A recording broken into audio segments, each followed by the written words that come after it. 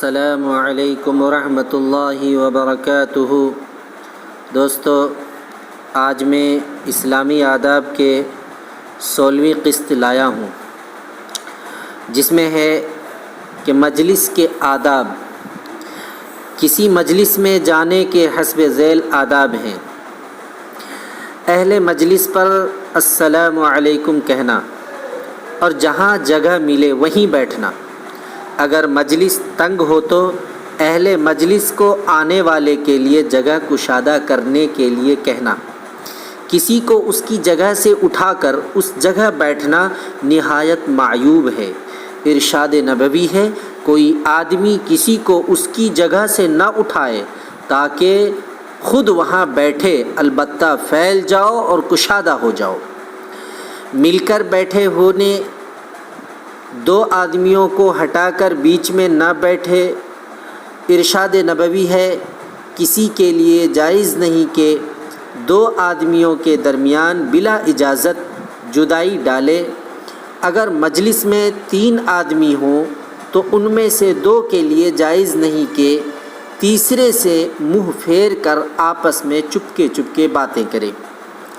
مجلس میں اللہ کو برابر یاد کرتے رہیں۔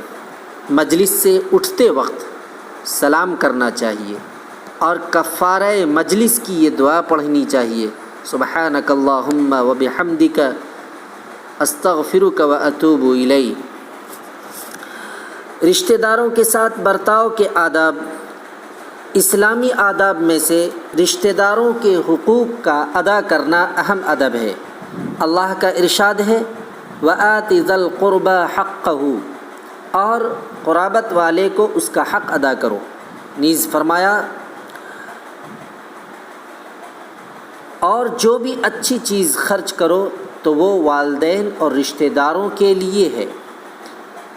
حدیث قدسی ہے، جس نے رشتہ داروں کو ملایا میں نے اس کو ملایا، جس نے اس کو کاٹا میں نے اس کو کاٹا۔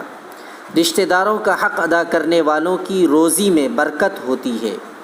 اپنے بچوں کو رشتہ داروں کے مراتب یاد کراؤ کہ فلاں تمہارے چچا ہیں، فلاں ماموں ہیں، فلاں کو اس نام سے یاد کیا کرو، فلاں کو اس نام سے یاد کیا کرو۔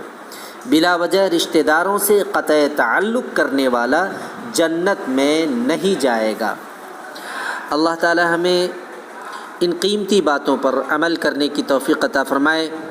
وآخر الدعوانا ان الحمد للہ رب العالمین۔ اگر یہ وائس پسند آئی ہو تو آپ ہمارے چینل کو سبسکرائب کریں، لائک کریں، شیئر کریں، دوستوں تک پھیلائیں۔